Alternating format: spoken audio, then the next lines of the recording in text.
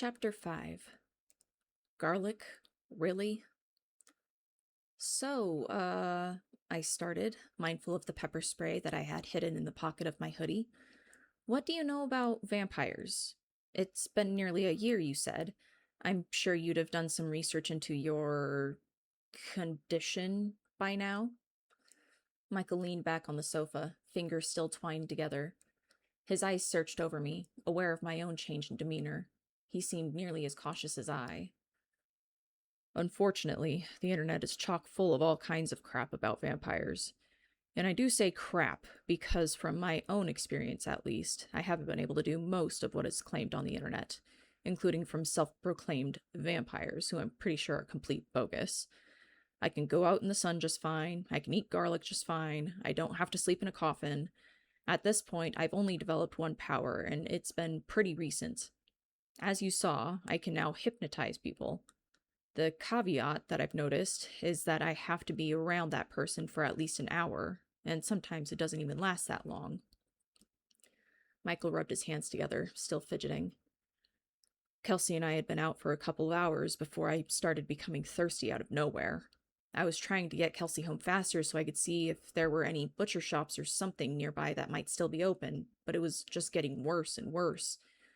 By the time we got to her door, I felt like I hadn't drank in weeks, and her pulse was almost loud, though neither of those things made any sense.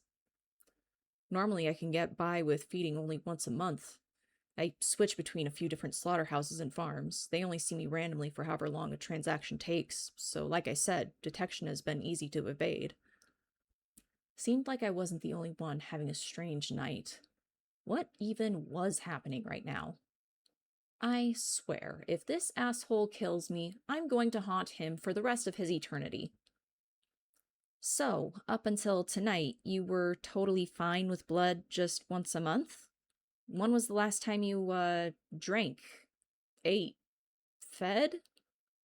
He smirked at my confusion, his eyes mischievous. About 2 weeks ago. I always drink blood at the beginning of the month, he said offhandedly, as if everyone drank blood on a regular basis. I usually wouldn't start feeling thirsty again for another couple of weeks, and even then, it's a gradual thirst. You know how you don't go from full immediately to famished? The same thing applies here. I haven't ever let myself get that thirsty before. I don't know how long it would even take to feel that thirsty for anything, let alone for blood. Mm-hmm. I hummed in affirmation, at least understanding his analogy, even if nothing else made sense. And that's when you came, right when I started drinking Kelsey's blood. Let me get a few things straight. I started listing on my fingers. You almost died in a car accident. A strange voice asked you if you wanted to live. You came back as a vampire. And you only need blood once a month. Huh. I guess the media got that thing way wrong, didn't they? Michael breathed a small chuckle. At least the vampire had a sense of humor. You started being able to hypnotize people when exactly? You haven't been using that at work, have you? You haven't hypnotized me before, right? I asked sternly at the end. No, I've never hypnotized you, Drew, and I promise I never will without your consent. I may have accidentally discovered this power at work, though. At least he had the good sense to buffer the bad news with the good first. Do you know Garrett in accounting? I teetered my hand as if to say I knew of him, but that was it. About a month or two back, there was an error on my pay stub that completely messed everything up and was going to give me only a fraction of what I was owed. I wasn't about to let that pass, so I brought up the problem to my buddy Garrett. For whatever reason, the computer was struggling for the longest time to fix the error. Either that or Garrett was bored and wanted to shoot the shit for a bit. In any case, I had been at Garrett's desk for an hour without any luck from the computer. Then it suddenly felt like I had a tether to his brain, like I could feel what he felt for just a moment. It felt really weird, and I stepped back, unintentionally causing Garrett to nearly fall out of his chair since I didn't know how tethers or hypnosis or any of it works. Heck, I'm still figuring it out, but I guess I've gotten better if I was able to hypnotize Kelsey so quickly at her door. I don't want to admit it, But I have used hypnosis on some of the guys from work. But, he raised his voice at my look out of outrage. It was never at work, it was at after work stuff. A lot of the guys have a bar they like to go to a couple times a week after work, and I sometimes tag along. I figured some of these guys are voluntarily getting drunk on a weekday. They can be my guinea pigs. What? He asked, exasperated at my pointed look. Isn't that kind of like kicking a man when he's already down? Not when they volunteer for it. Incredulous. That's what I was at that moment. Pardon, volunteer? What exactly did you tell these guys they were volunteering for?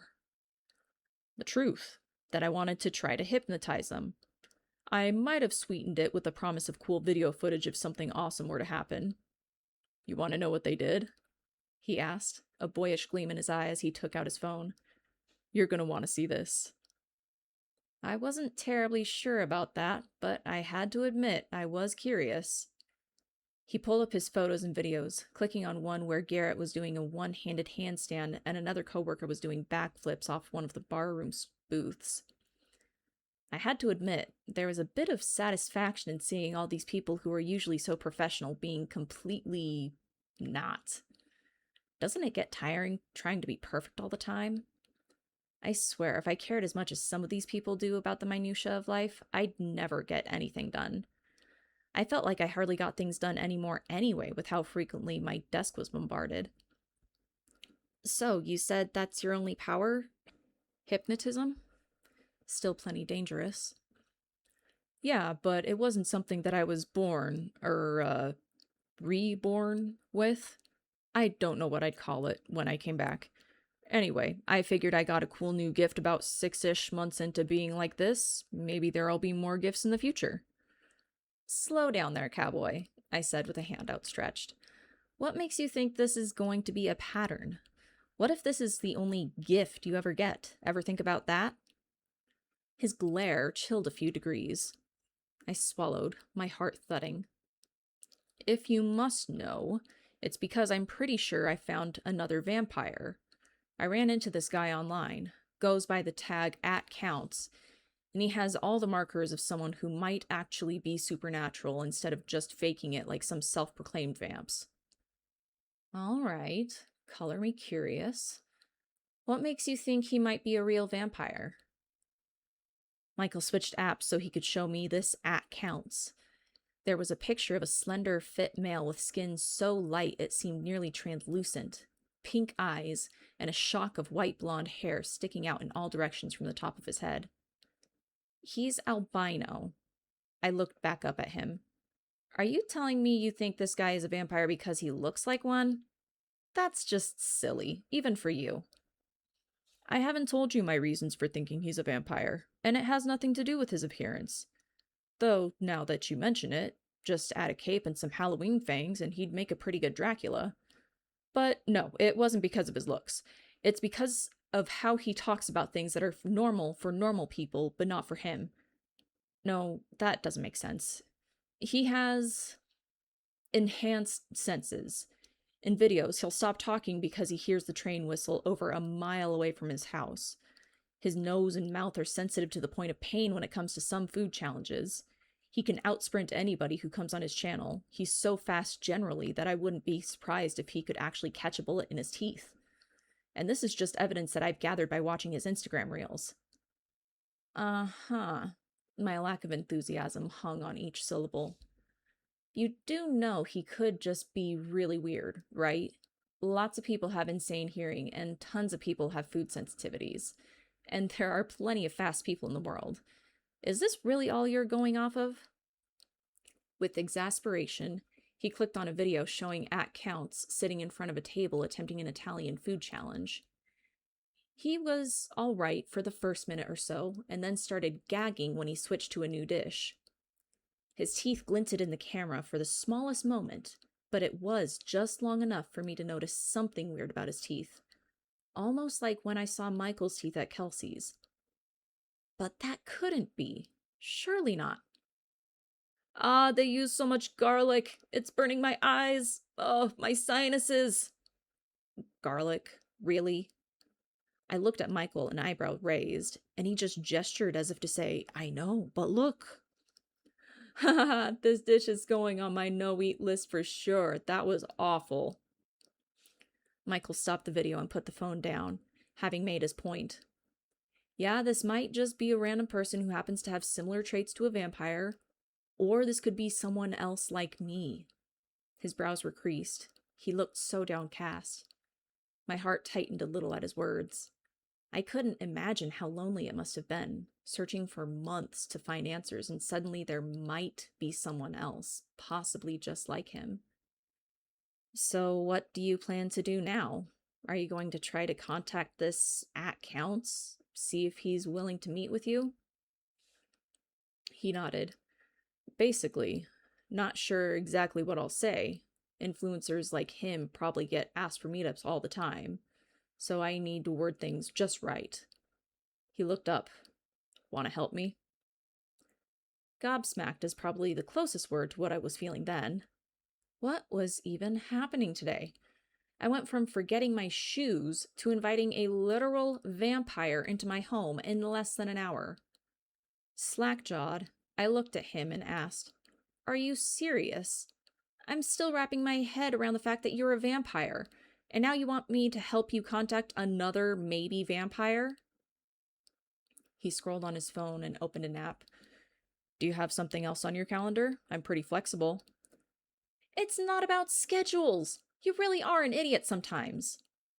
I snapped my mouth shut with an audible click with my teeth. What did I just say to an apex predator? That he's an idiot? Despite the fact that it was true, I instantly regretted my words. Michael straightened, hit by the word. Then his shoulders slumped and his back bent.